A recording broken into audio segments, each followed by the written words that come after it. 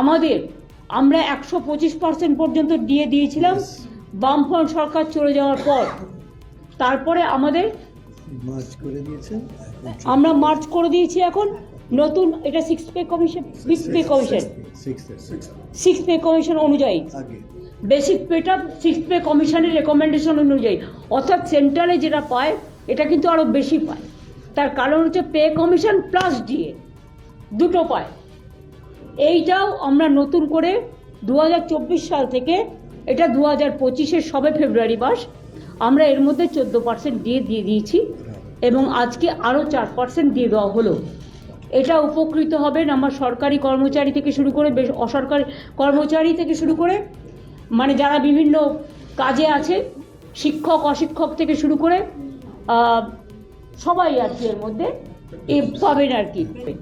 কাজে এই বাজেট বলতে পারেন এটার একটা ভিশন আছে ভবিষ্যৎ। এই বাজেটটা কর্মসৃষ্টি করবে, প্রান্তিক চাষি থেকে শুরু করে, গ্রামীণ মানুষ থেকে শুরু করে, ঘরের মেয়েরা থেকে শুরু করে, আমার ছোট ছোট ভাই বোনেরা থেকে শুরু করে, সকলে যে 94টা স্কিম চলছে, শিক্ষার্থী থেকে শুরু করে সকলের জন্যই এমনভাবে তৈরি করা হয়েছে। এই বাজেটে এই সরকার যে দেউলিয়া হয়ে গেছে ছত্রে ছত্রে প্রমাণিত। এই বাজেট বেকার বিরোধী বাজেট। 2,15,00,000 বেকার যুবক যুবতীদের সাথে বিশ্বাসঘাতকতা করলেন মমতা ব্যানার্জি তার শেষ বাজেটে। এটা তৃণমূল কংগ্রেস সরকারের 15তম এবং শেষ বাজেট। তারা 2,15,00,000 বেকার যুবক যুবতীদের সঙ্গে বিশ্বাসঘাতকতা করলেন। যে মুখ্যমন্ত্রী 11-র আগে বেকারদের মঞ্চে দাঁড়িয়ে দাঁড়িয়ে চাকরির প্রতিশ্রুতি দিয়েছিলেন, এই বাজেটে একটিও কর্মসংস্থানের কথা নেই। এই বাজেট উত্তরবঙ্গ জঙ্গলমহল এবং সুন্দরবন বিরোধী বাজেট। এই বাজেটে নারী সুরক্ষা, আরজি করের ঘটনা থেকে শিক্ষা নিয়ে নারী সুরক্ষার কথা নেই। লক্ষ্মী ভান্ডার, যে ওদের মহিলাদের সামাজিক প্রকল্প, তার বরাদ্দ বৃদ্ধির কথা নেই। যেখানে উড়িষ্যা সরকার বিজেপি বছরে এককালীন 50,000 টাকা দিচ্ছে, যেখানে মহারাষ্ট্র সরকার এককালীন মাসে 2,000 টাকা দিচ্ছে, হরিয়ানা সরকার মাসে 2,100 টাকা দিচ্ছে, দিল্লির বিজেপি সরকার মাসে 2,500 টাকা দেবে, সেখানে এই লক্ষ্মীর ভান্ডারে কোনো বরাদ্দ বৃদ্ধি করা হয়নি। পরিশেষে বলবো, আমাদের সঙ্গে আমাদের রাজ্যের সরকারি কর্মচারী, পুলিশ কর্মচারী, শিক্ষক অধ্যাপক শিক্ষাকর্মী, তাদের সঙ্গে বিরাট গ্যাপ, 35-36% গ্যাপ ছিল। মাত্র 4% দিয়েছে, যে 4% জানুয়ারি মাসে কেন্দ্র বৃদ্ধি করেছে।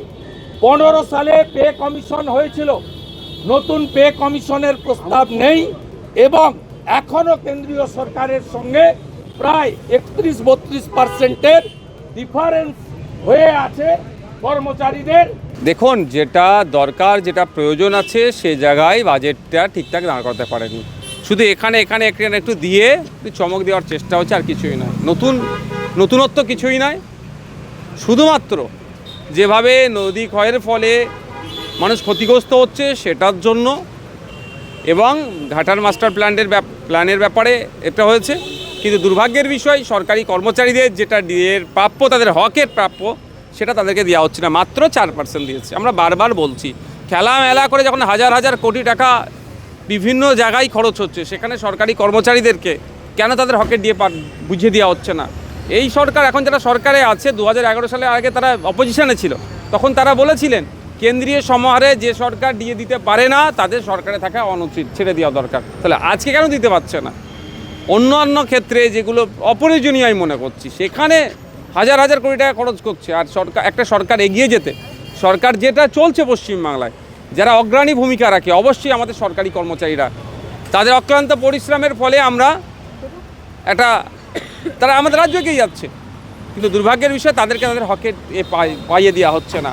আর বিভিন্ন ক্ষেত্রে যেগুলো এসেছে, বরাদ্দের পরিমাণ আপনি অনেক দেখবেন, মাইনরিটি ডেভেলপমেন্টের জন্য 5,600 কোটি টাকা, লাস্ট ইয়ারে ছিল 5,500 কোটি টাকা, তার আগের ফিনান্সিয়াল ইয়ারে ছিল আপনার প্রায় 5,000 কোটি টাকা। কিন্তু এন্ড অফ দ্য ইয়ার আপনি কি দেখবেন, তারও 14, 15, 16% খরচ হচ্ছে, লাভ কী হবে?